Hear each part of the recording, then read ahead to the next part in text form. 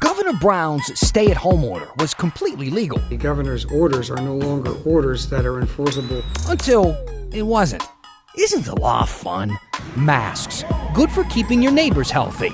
And good for knowing who to start fights with in public. And this video. This is a special report of the King Broadcasting Network live from KGW News 8 in Portland, Oregon. Is now old enough to have a midlife crisis. We've got an eruption. 40 years ago today, Mount St. Helens showed us that Mother Nature can do whatever she wants. And KGW was in the air and on the ground for it all. Out the door, into town, up through the Terwilliger curves, and there it was. Here's the story. Hey, I'm having a midlife crisis too. How fun. I'm Dan Haggerty. Welcome to The Story. How many days do you think it's been right now since the governor's stay-at-home order started? I've been keeping track with dashes that I carve into my desk, and today is day 57. Or is it? An Oregon judge thinks that I should have stopped counting 29 days ago. I'm going to get into that, and I bet you're going to have a lot to say tonight. So email us at thestory@kgw.com. You can find me on Facebook or Instagram, or do what the cool kids do and use Twitter and the hashtag HeyDan. So, funny story. Last Tuesday on The Story, we did this big, long bit on Governor Brown and her executive powers. And since I don't delude myself into thinking you watch every day, I'll give you a quick little Cliff Notes version of what that story was all about. A viewer claimed that the governor needs to re-up her executive order every 30 days. Therefore, the stay-at-home order, in her opinion, was null and void. Well, a law professor said, nah, not really. Her executive order lasts as long as she says it does, and they have the full backing of Oregon state law. It sounded like the viewer might have been thinking of something called this catastrophic disaster provision, which is something enacted by the legislature during extreme events like nuclear war, for instance, or the Cascadia earthquake, and those need to be re-upped every 30 days. Look, either way, we went to the pros, we got it all sorted out, the executive order stands.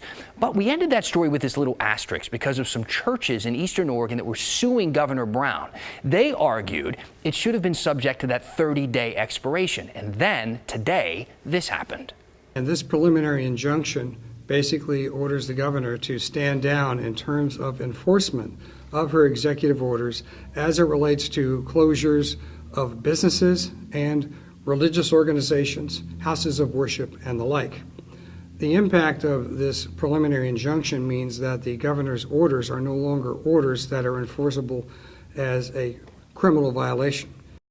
Well, okay. So a circuit judge in Baker County said actually the governor's order is bound by an expiration date. Therefore, the stay-at-home order is now null and void. And that group of churches that sued the governor are celebrating, which brings us to our quote of the day from the Salem attorney who filed on behalf of those churches. Ray Hackey told the Oregonian, quote, "If we survive, great. If we die, we're going to heaven. If we want to take that risk, then it's on us." But this ruling may not just affect, of course, the churches that sued.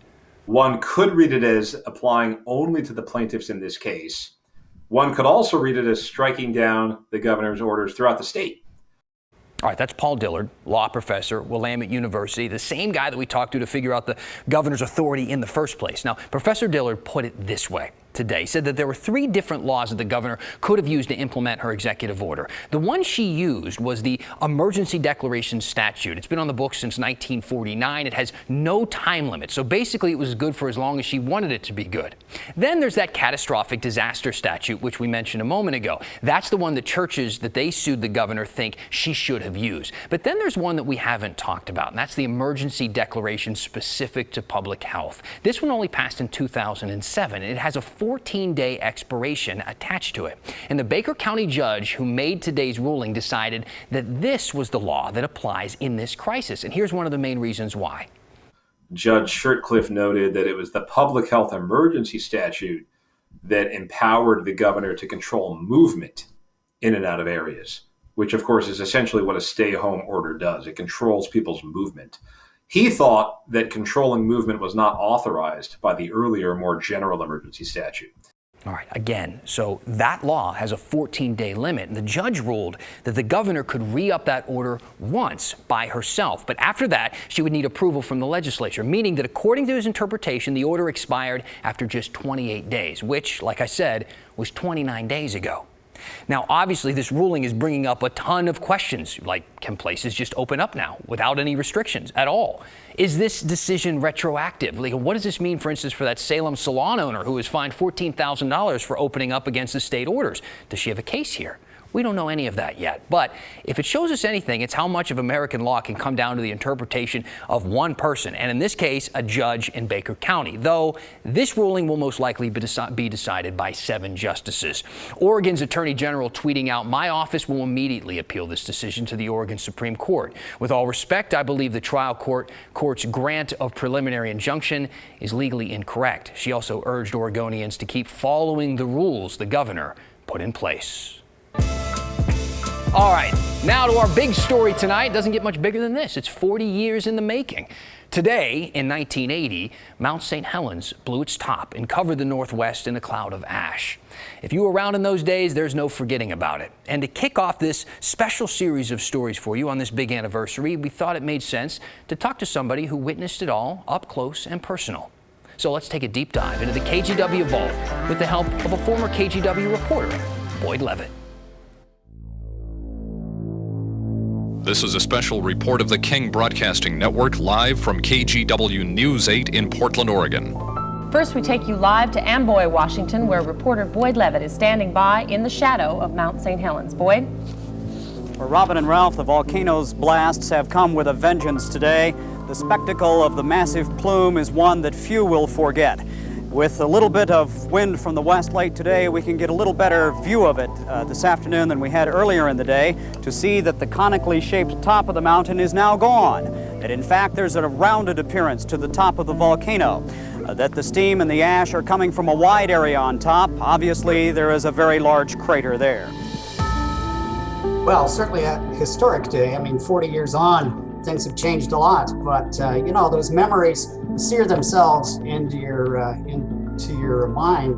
And so it was the first day, somewhere around mid-March, well, March 20, if I remember right, when there was an earthquake, and it was a 5.0 sort of thing. And my assignment was simply on day one to go up and do something with the story about an earthquake. A few moments ago, we felt one of those strong earthquakes. We were sitting in our news car at about 9:05 in the morning. First a slow rocking motion, and then a few fast jolts, and then several aftershocks. But when the bulge started on the north side of the mountain, and there was this pressure pushing up, and the whole edge of the mountain was sort of creeping up like that, then the geologists said to themselves and then to the public, this is something potentially very, very dangerous. I will admit that at one point I stood on the top of the mountain as the bulge was bulging, and you could look at it horizontally, and it was growing at the rate of 5 feet a day, and that was worrisome to everybody. We've got an eruption down here. Now we got a big slide coming off. The slide is coming off of the west slope. And the station called and said, it's changed big time. And it took me about 30 seconds to get my hiking boots on and all my gear and that iconic KGW blue jacket out the door, into town, up through the Terwilliger curves, and there it was. We weren't quite prepared for what we saw today and what we smelled today. Inside the aircraft here, a sickening stench of hydrogen sulfide. 57 families lost loved ones in this, and several of my friends as well. So it was a story of drama that didn't end on May 18th, it was just beginning. As the ash is continuing to come out of the mountain at this hour at sunset here on the southwest side of Mount St. Helens. And from our position on the top of Mount Amboy, I'm Boyd Levitt reporting. Man, I mean, that's so cool to look back and see that. A lot of you remember before the eruption, Mount St. Helens was a really nice place, a destination for a lot of people. Families would camp up there on the shore right there at Spirit Lake, stay in the lodges up there. One of those lodges was run by Mark Smith's family. He knew there was some activity on the mountain, but like everyone else, really didn't know exactly what was coming. He and his brother actually went to their lodge the day before the eruption just to check things out. Then the next morning, they were getting ready to head back up again when it exploded. There were blue lightning bolts cracking through the sky, and it was just unbelievable. And of course, I was 20 years old, so the first thing I did was run down, get in my Jeep and drive closer to the mountain. As we were standing there, you could just hear the snap and the cracking and everything of the timber as it came around the corner. And lucky for us, the flow was only about 35 feet tall, not 100. And it came around, wiped out the bridge in front of us. Man, the brothers made it out. The lodge did not. It was buried under 500 feet of rock, ash, and debris. A lot of you have memories from that eruption, like Barb. She sent us in this email. She said, "Hey, Dan, we could feel the eruption when the large glass windows in our northeast Portland home started to vibrate. My dad took us up to Rocky Butte where we watched the eruption and the ash plumes that the wind carried to the east, then to the south. The sky turned black and the ash coated our house, yard, and street. Our cars were covered in ash. We were told not to use our windshield wipers as the ash would scratch our windows. Still have this sign that was nailed to our telephone pole. Can't believe it's been 40 years. Man, we love hearing these stories. We honestly do. They're so captivating. Please keep them coming. I know the 40th anniversary is coming and going, but it doesn't make the stories any more interesting. Use that hashtag #HeyDan or send me an email or message me on Facebook. Now, speaking of all these memories, a lot of people remember these images of the massive devastation from that eruption. Tons and tons of debris everywhere, landscape completely flattened, any sign of life just entirely wiped out. Well, that was half a lifetime ago, and obviously a lot has changed since then, but it might surprise you that some stuff has not. We had a number of events that transpired on a single day within minutes 40 years ago, and as human society, we're still confronting consequences of those events 40 years later. So one of those consequences is the risk of flooding and more mud flows. The eruption sent a massive amount of debris into Spirit Lake. So the Army Corps of Engineers had to drill this tunnel to keep it from clogging up, and they still maintain that tunnel today. They've also built some stuff to protect nearby towns from floods. Now, at the same time, the area around the mountain looks a lot different now than when it was covered in ash. It's gorgeous. Take a look. It's actually green now, flowers blooming every year, and more wildlife coming back. In fact, last year, mountain lions and black bears were spotted right by the crater for the first time. It has to be a lesson of resiliency. One is our expectation is that most life, albeit if there's just a few individuals, will persist. And the second is that if you just leave nature alone, that the systems can come back in really remarkable ways. So if all this Mount St. Helens stuff is, images like these are making you think, man, I'd like to go up there for a visit. Well, unfortunately, you can't. All right, even though Skamania County is starting at this point to reopen from the coronavirus and all the phases and whatnot, the Volcanoes Visitor Center is still closed. But they are encouraging people to take a virtual tour on their website. Now, as if today wasn't busy enough, you might have forgotten, maybe you didn't, there's a primary election tomorrow. And as you might imagine, there will be some differences compared to previous Oregon elections. Among them, some of you may be casting ballots in a nightclub. Here's Maggie Vespa. Yeah, we'll start with the nightclub. Normally, Holocene looks like this. Strobe lights, DJs, even weddings. All of it's on their website. But this week, it's been transformed. No neon lights, no sweaty mosh pits.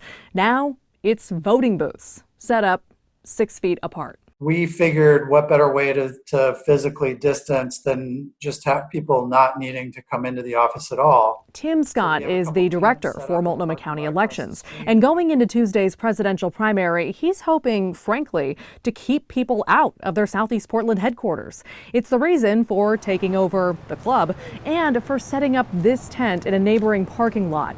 This is where people who need a replacement ballot can pick it up. Normally, they'd go inside. But that's not to say the elections offices are empty. The county sent us this video of more than 100 temporary employees counting ballots. That's less than half their normal crew, but the smaller staff is necessary to keep people apart. Workers are also wearing masks. And now that you've seen what's going on their end, Scott has a message for Oregon voters. Well, have a plan for returning your ballot if you haven't done that yet. At this point, the ship has sailed on mailing ballots in. The deadline for that was last week. So let's review your options. Yes, voting in person at the normally bumpin' nightclub is one of them, but Scott hopes people use ballot drop boxes instead. They're the easiest way to vote while keeping your social distance, and they'll be open statewide until 8 p.m. election night. The Secretary of State's office has an interactive guide online to find the one closest to you. We have a link to it at kgw.com. Maggie Vespa, KGW News. How did masks go from something we wear to protect our neighbors to something that shows what side you're on? When the story continues.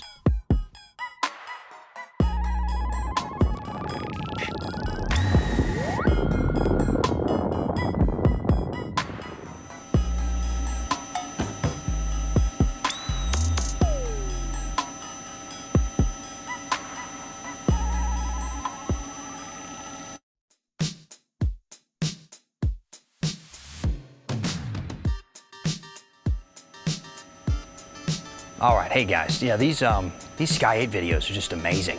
If you missed our big story on the 40th anniversary of Mount St. Helens eruption, hopefully you have some time to find it tonight on KGW.com. And while you're at it, send us a little message. Use Twitter, the hashtag HeyDan. You can email us at thestory@KGW.com. That's what Aaron Gentry did. They wanted to know, hey Dan, why is it that retail shops on busy streets like Northwest 23rd are allowed to open, but retail shops in an outdoor mall like Bridgeport are not? It's a good question. It's one that I was thinking too, Aaron, when I first started kind of getting all the details of this order. And it's really tough to keep track of all of the exceptions to the rule. Basically, standalone retailers were allowed to reopen statewide on Friday if they put restrictions in place, like social distancing and employees wearing masks, things like that. To our knowledge, sidewalk size had nothing to do with whether a business could open or not. But for malls, bad luck, all right? They aren't considered standalone retailers. And it sounds like even though it's an outdoor mall, Bridgeport is bound by those same rules. A spokesperson told us, quote, according to the governor mandates, Bridgeport Village has to wait for Washington County to be approved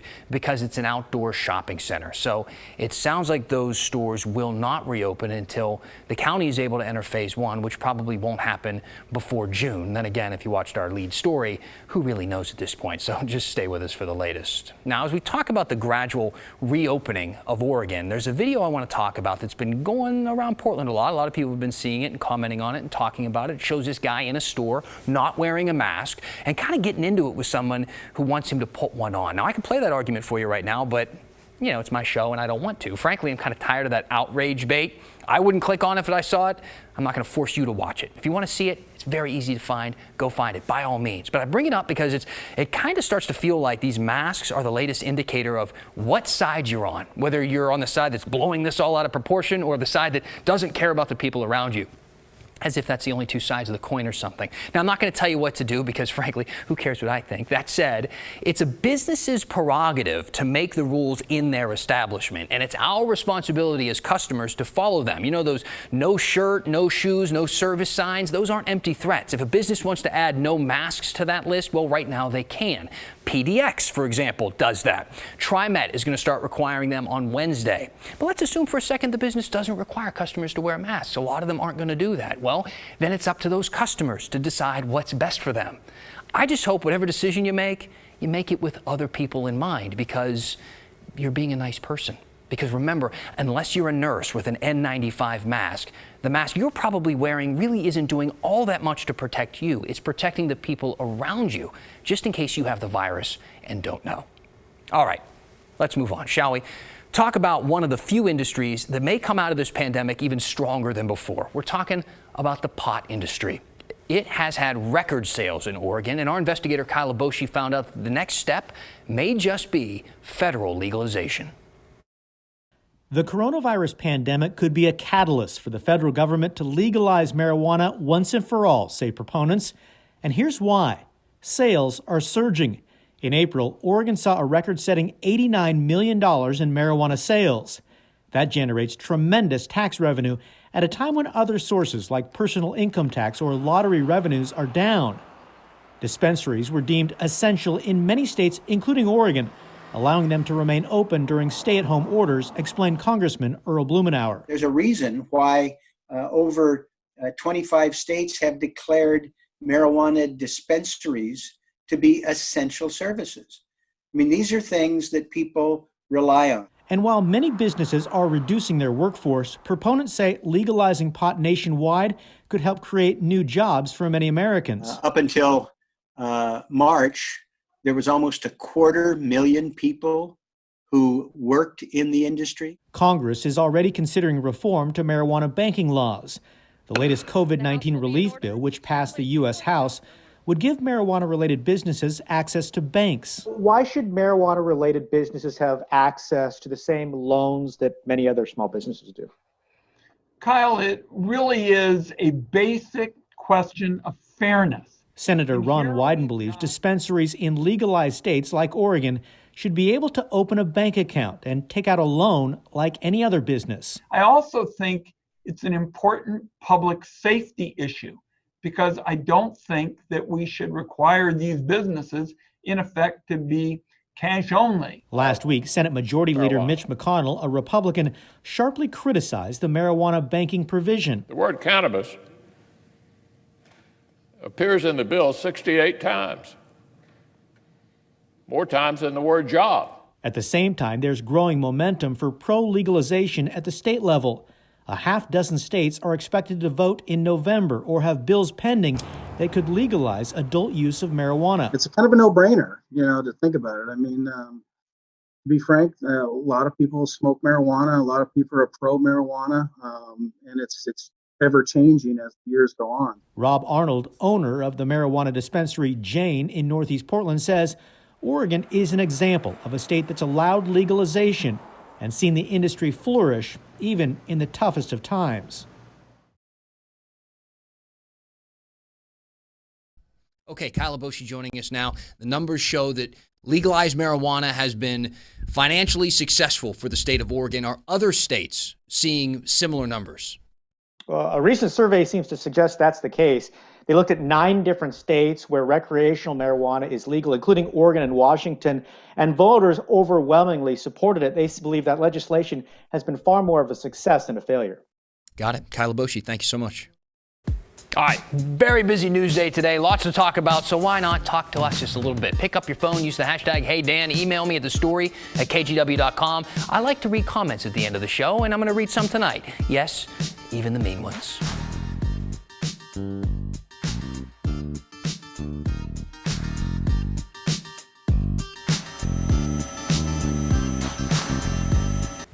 Hey, couple comments. This one's coming in from Bill Herring. He said, "Are you kidding me? So if I don't want to wear a mask, I don't care about others. I can't believe a man of your level would make such an opinionated statement."